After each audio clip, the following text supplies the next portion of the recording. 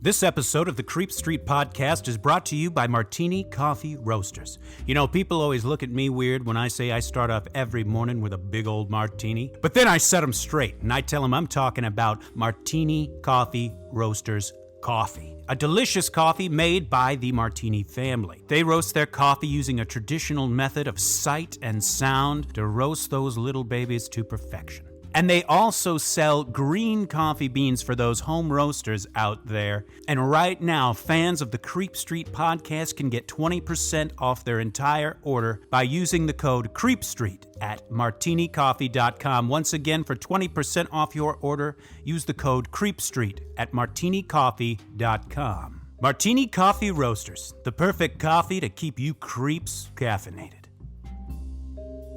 You've taken a wrong turn down Creep Street.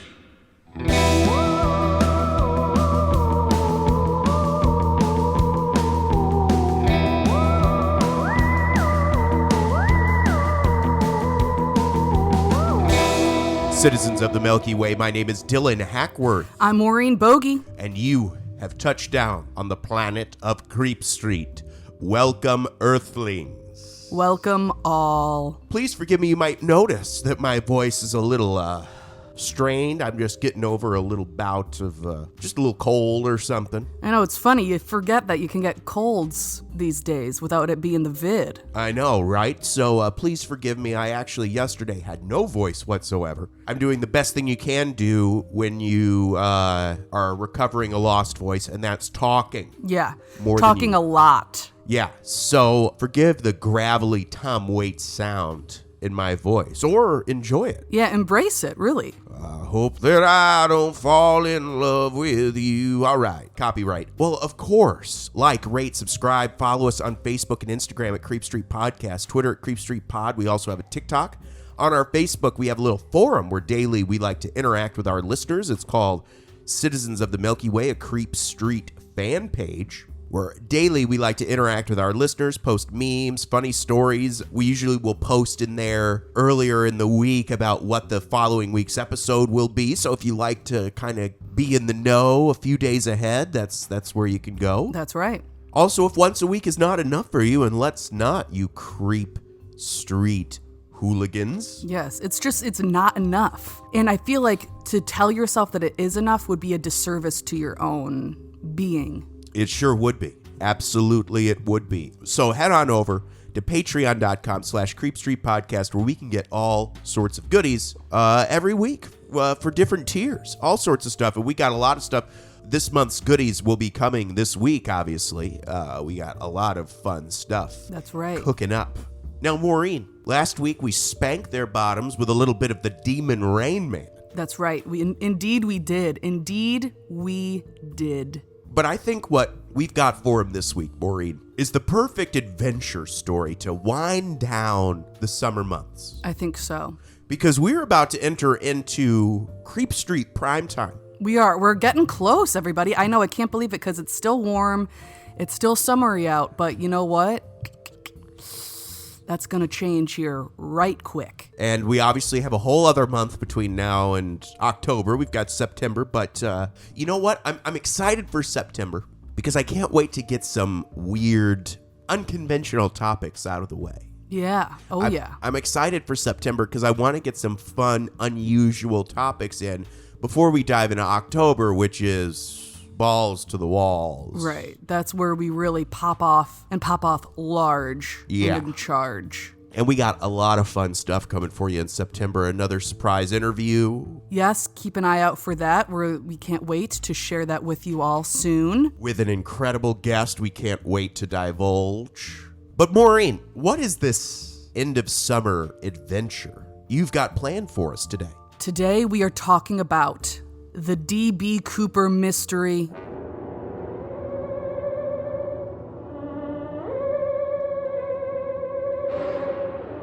Buckle up, your seats in their upright positions. Put your tray tables up and in the upright and locked positions. If at any time you have to put on your oxygen mask, do yours first for helping the person next to you. And also just remember to have a good time. We're up in the sky this week, folks. back in the day when air travel was a little bit luxurious, a little bit saucy, a little bit spicy. It was known to be sexy. For better or for worse. For better or for worse, depending on who you were. Yes. Depending on who you ask, who you were, all the above. The D.B. Cooper mystery, gosh darn it, it is one of the greatest mysteries of American histories. I can remember my grandfather telling me about this one when I was a wee young chap. Oh, really? When I was a little boy, yeah, I can remember him telling me about it. It's something that has captivated people, not just in the States, but around the world, but especially in the States. Yes. The man has kind of gone on to become a folk hero. Yes, he really has. It is the only unsolved skyjacking in American history. That's right. And this story is a wild one. I can't wait to just get into it and see all of the weird stuff that happens. Some theories, some suspects. We're going to get into all of it today. But we have 3 great sources today. One is from National Geographic called The Skyjacker That Got Away. Then we have the lovely Netflix docuseries D.B. Cooper, Where Are You? And then The Mystery of D.B. Cooper, another fantastic documentary on HBO. It's not TV, folks.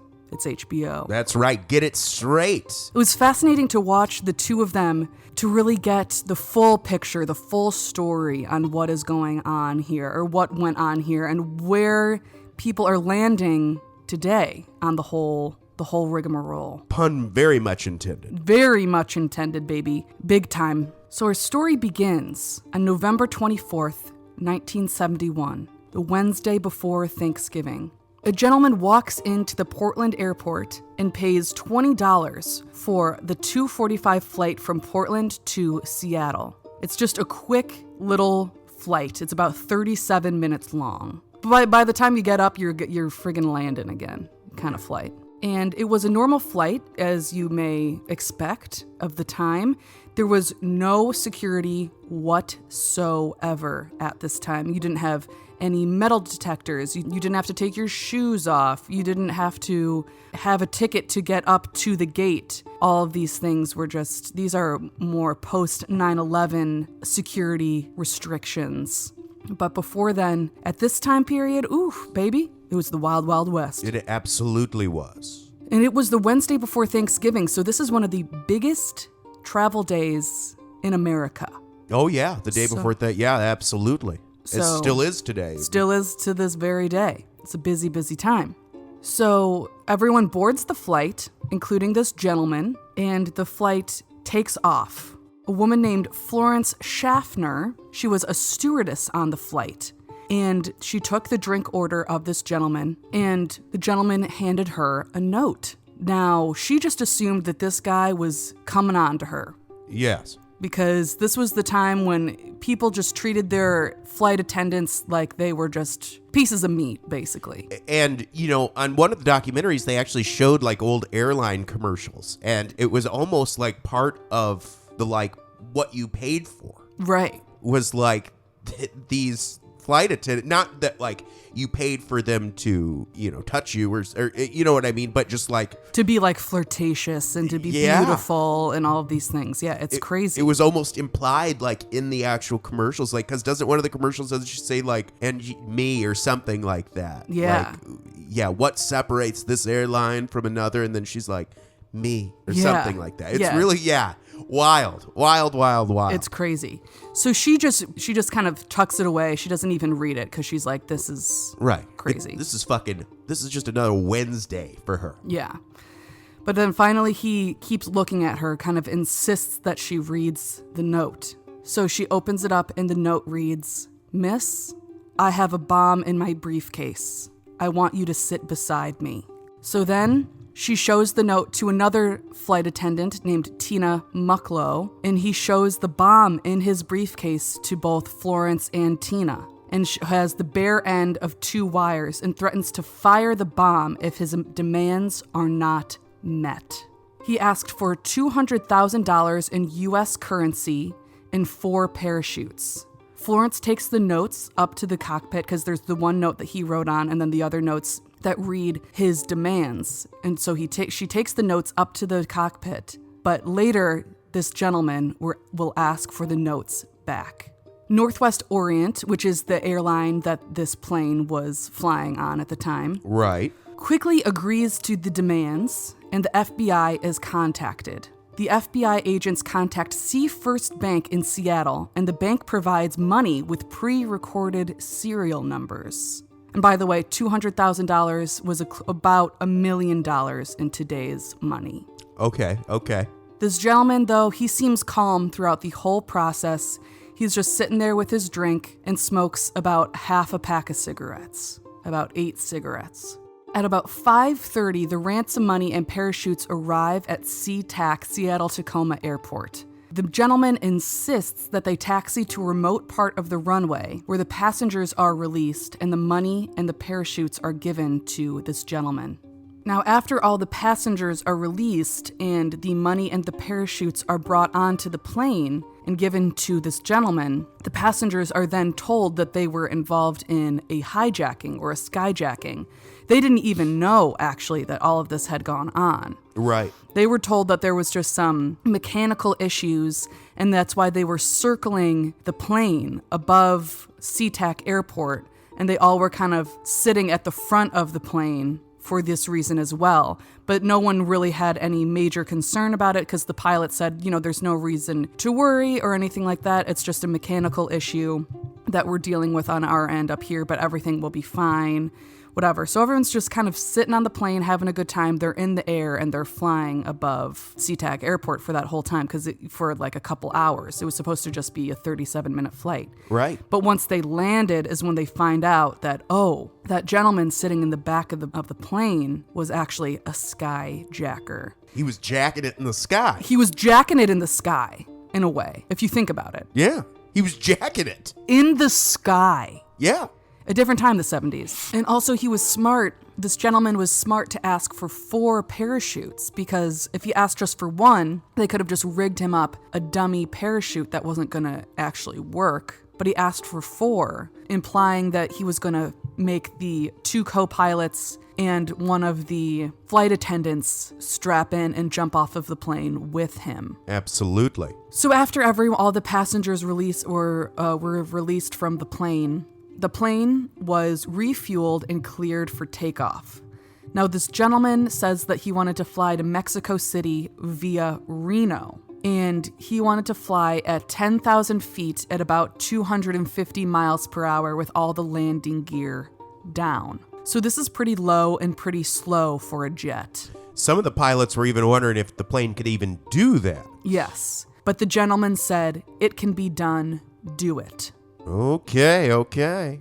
So there was also these 2 Air Force jets that were shadowing the plane, but they couldn't even actually go that slow, so they had to go ahead and circle around this Boeing 727 because it was going so slow. Right. They were heading south over this area called the Dark Divide. Tina Mucklow, one of the flight attendants, was sitting alone with him in the back of the airplane. And like we said before, she said that he wasn't nervous at all and that he was actually rather nice. After a little bit, he told her to go up to the cockpit and that so that he could be in the back of the plane all by himself. So they were still kind of trying to keep an eye on him, though, from the cockpit. And they could see that he was tying something around himself as well as putting the parachute on him. And they believed that he was tying the money to himself, which was all of the $200,000 he got, which were all given to him in 20s.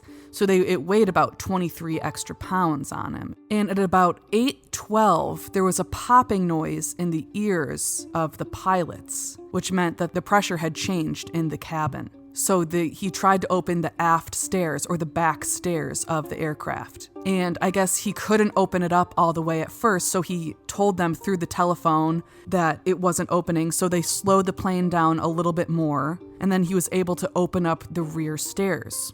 He then proceeded to walk down those aft stairs and jump into the night sky. It was a cold and rainy night. Then the pilots were able to land the plane in Reno and everyone was safe. So this gentleman got away with whatever he was trying to do. He gave the name Dan Cooper in Portland when he checked into the flight or when he bought his ticket.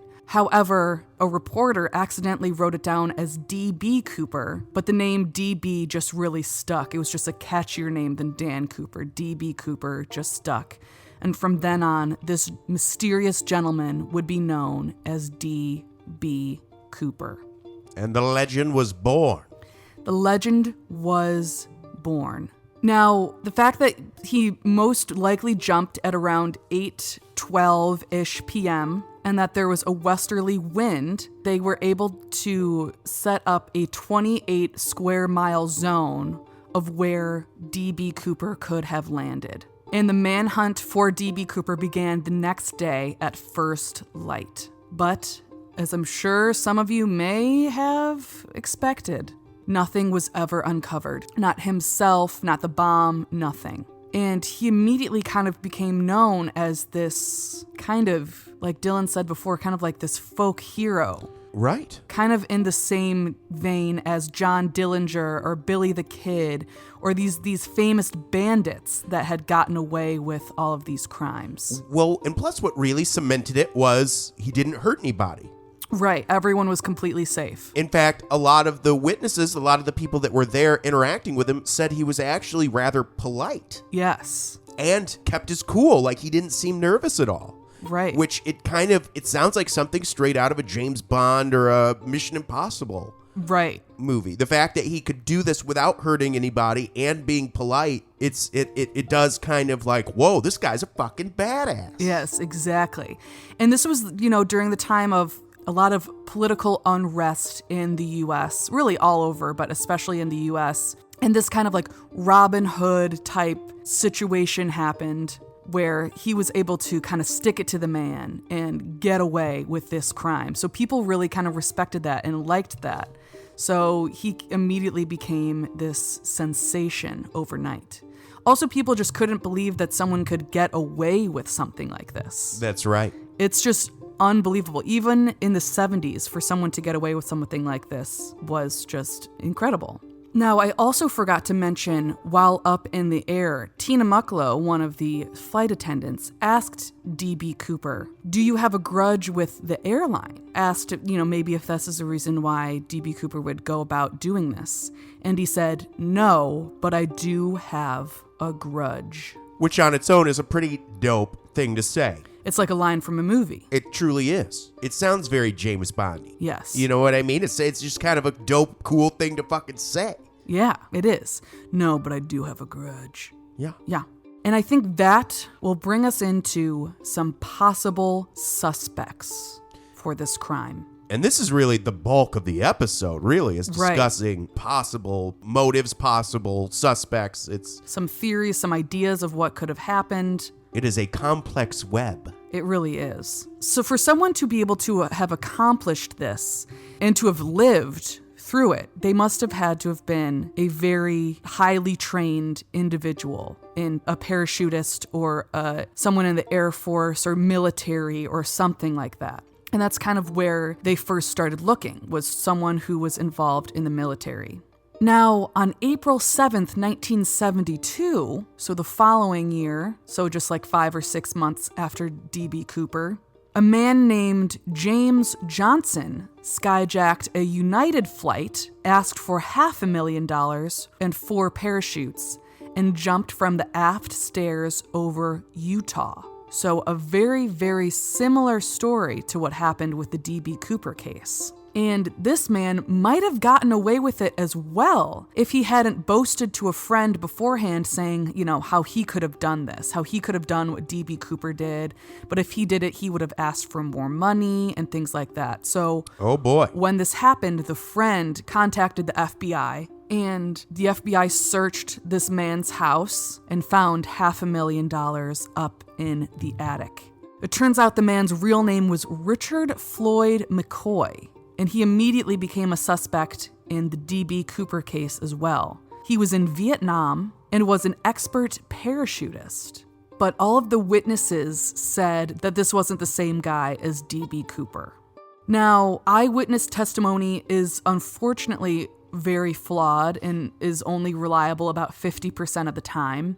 But the fact that so many people said that this wasn't the same guy does kind of maybe confirm that this was not the same person. I don't know. Some people have different thoughts on it. Right. Then there was a gentleman named Dwayne Weber. He looked a lot like the second sketch done of D.B. Cooper, and on his deathbed gave a confession saying that he was D.B. Cooper. In fact, it was the last words that he ever said other than "I love you" to his wife. Oh boy, okay. He was living a double life as an insurance salesman, but also one as a career criminal. He was arrested 16 times, but unfortunately he has no proof of any parachute training. So, I don't know. Interesting, okay. There's also a man named L.D. Cooper who had a niece that said that on Thanksgiving morning saw her uncle L.D. come back in the car with her other uncle covered in blood and said she could hear them saying, "We did it, we got away with it, we hijacked the airplane."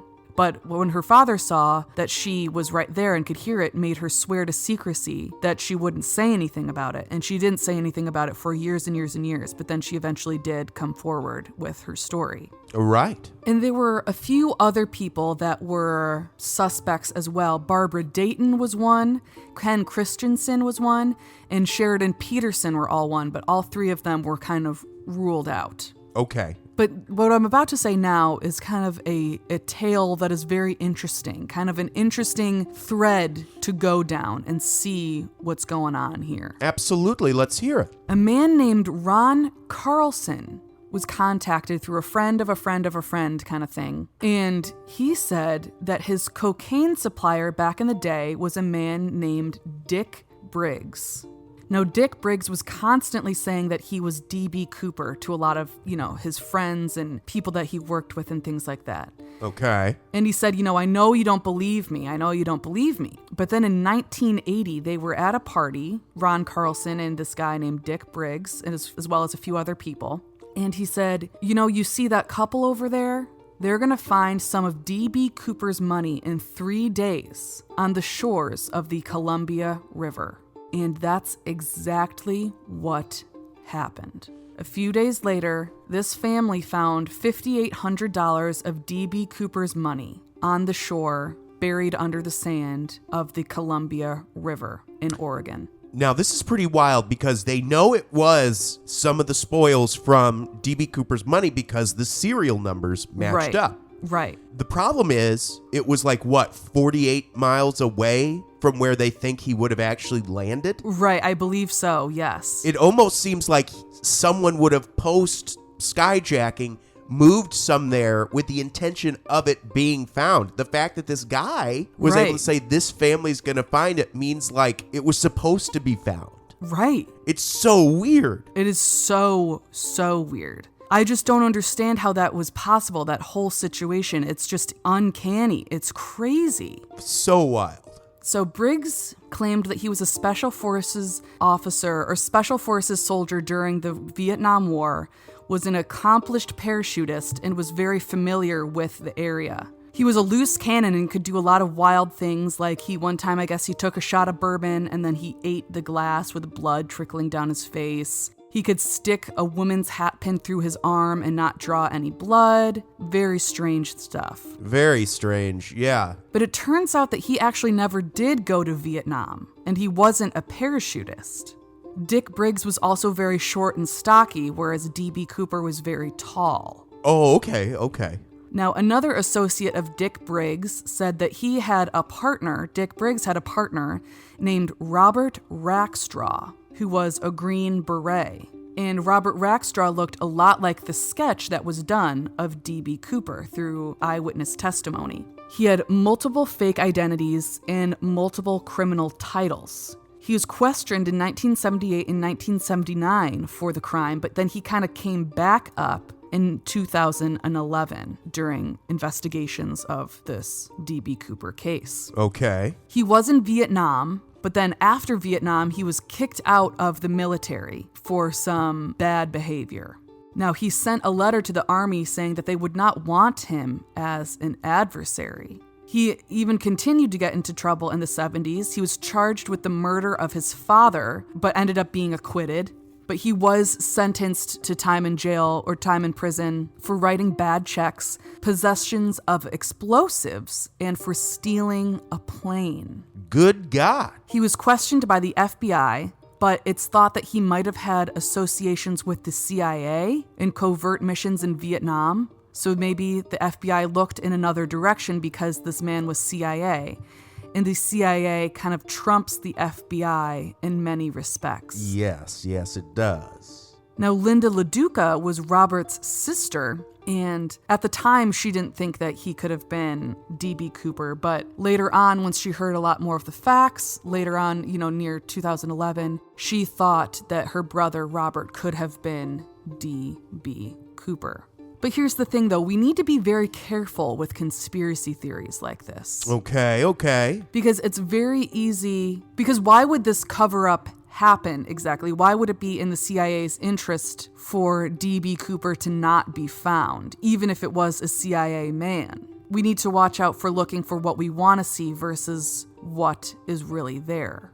However, Robert Rackstraw never outright said he wasn't D.B. Cooper. He would never just, when he was asked about it many times, and he never just said, I'm not D.B. Cooper. He would always kind of sidestep around the question and all of this stuff and never really outright said what was going on. Right. Now, it's also possible that this man, D.B. Cooper, was kind of a master of disguise. He came in looking very clean cut, looking like a classic businessman of the day, wearing a suit, having his hair combed, all this stuff, this black hair. But maybe usually he had a beard and he had blonde hair that he dyed, or maybe he was wearing makeup that made his skin look darker than it really was. Right. So maybe instead of being kind of this tall, dark man, maybe he was a pale man with blonde hair. He also was wearing sunglasses the whole time during the exchange on the airplane. So no one could see his eyes. Exactly. And maybe it's possible that D.B. Cooper didn't work alone. Was there some kind of extraction team, someone out there in the woods there to help him get out of the situation that he was in? And didn't he leave his clip-on tie? Oh, yes. He left his clip-on tie on the plane, as well as the 8 cigarettes on the plane. Right, the cigarette butts. The cigarette butts, yeah. Yeah. But unfortunately, those 8 cigarette butts were lost.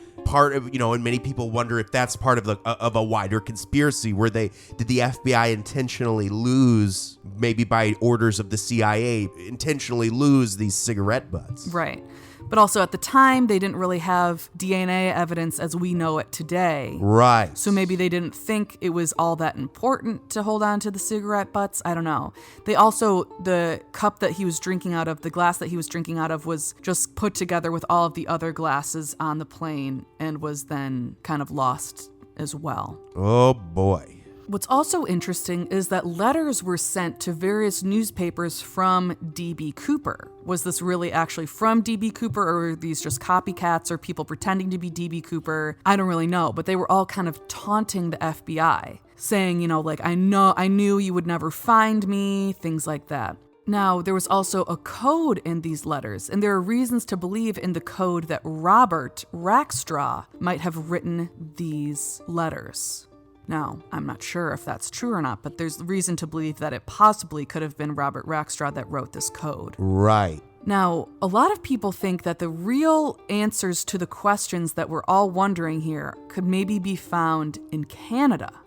Dan Cooper is the name of a French-Canadian comic book hero who would jump out of planes. In the comic book, there was a lot of hijacking out of Seattle. Dan Cooper would wear a lot of similar clothes that D.B. Cooper would wear, like the suits, the black tie, the briefcase, things like that. Oh, wow, okay. And one of the people that was being interviewed in, I believe it was the Netflix docuseries, put it well. If someone called themselves Tony Hawk and then robbed a bank and ran away on a skateboard, you would put that together. You would say that isn't a coincidence. Right, exactly. And this is kind of the same thing with Dan Cooper being the French-Canadian comic book hero, jumping out of the planes and everything like that. It all lines up so well. So why would we think that that was just a coincidence? Exactly, right. In fact, some of the Royal Canadian Air Force higher-ups thought that it actually was one of them. On the clip-on tie that was left on the plane, they were able to do some testing on it, and titanium particles were found on the clip-on tie, pure titanium.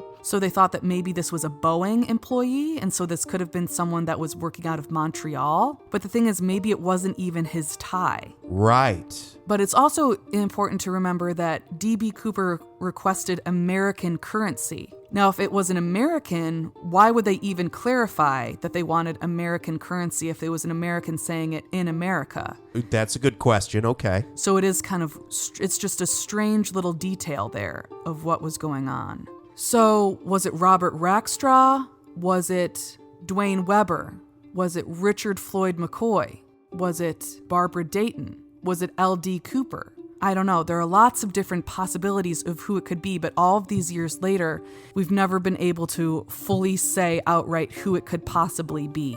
And if this person were alive today, they'd be well on their way to 100. They'd be over 95. You know what I mean? Because they guessed that D.B. Cooper was about 40 years old at the time. Right. It's easy to get the ages wrong of people, so maybe this person, D.B. Cooper, could have been younger than that, could have been older than that, I don't know. But yeah, like Dylan said, whoever it was would be, gone, if not, close to gone, if not gone already. Right, exactly. So this is a story that I hope will one day be solved, but right now the case is closed with the FBI. They are not actively looking into it anymore, but if more things were to turn up, like a parachute were to turn up or more of that money were to turn up, then they would look into it again. But right now the case is just considered closed and unsolved. Well, good golly god dang, Maureen. Thank you for doing all of that incredible research. Yes, absolutely, absolutely. It's just such a crazy, weird story, and I want to know what you all think. Please let us know what you think. You can reach out to us on any of our socials, or you can email us at creepstreetpodcast@gmail.com and let us know what you're thinking. If there are any suspects that really stand out to you, we would love to hear about it. Well, I got a list of names I wouldn't mind jumping out of a plane with. Oh, come on. But before I say those names, we got a special one-time shout-out. Yes. Creep Street, give it on up for the insidious Sierra McCormack. Yes, thank you so much for joining the Creep Street Homeowners Association. It is so great to have you with us. You are absolutely beyond welcome, and thank you times a million for being all that you are. And folks, here are the names of our top-tier Patreon subscribers. Of course, the Dream James Watkins, the Finnish Face Via Lungfist, the Madman Marcus Hall, the Vivacious Vicky McHugh, the Tenacious Teresa Hackworth, the Heartbreak Kid Chris Hackworth, the Oh-So-Suave Sean Richardson, the British Bone Breaker Bex Martin, the Notorious Nicholas Barker, the Terrifying Taylor Lashmet, the Count of Cool Cameron Corliss, the Archduke of Attitude Adam Archer, the Sinister Sam Kiker, the Nightmare of New Zealand Noeline Pavilli, the Loathsome Johnny Love, the Carnivorous Kevin Bogey, the Killer Stud Carl Staub, the Firestarter Heather Carter, the Conqueror Christopher Damian Damaris, the Awfully Awesome Annie, the Murderous Maggie Leach, the Serve Sexy Sam Hackworth, the Evil Elizabeth Riley, Lauren Hellfire Hernandez Lopez, the Maniacal Laura Maynard, the Vicious Karen Van Buren, the Arch Nemesis Aaron Bird, the Sadistic Sergio Castillo, the Rapscallion Ryan Crum, the Beast Benjamin Huang, the Devilish Chris Doucette, the Psycho Sam, and the Electric Emily Jean. Dang, thank you so much to all of our Patreon subscribers. We are so happy to have you with us. Your support means the world, and gosh darn it, do we love you. Of course, like, rate, subscribe, follow us on Facebook, Instagram, all that stuff. Tell your friends, your family, your loved ones. Please. Evangelize the good name of Creep Street. Hit us with 5 stars or whatever the equivalent is on whatever outlet you listen to us on.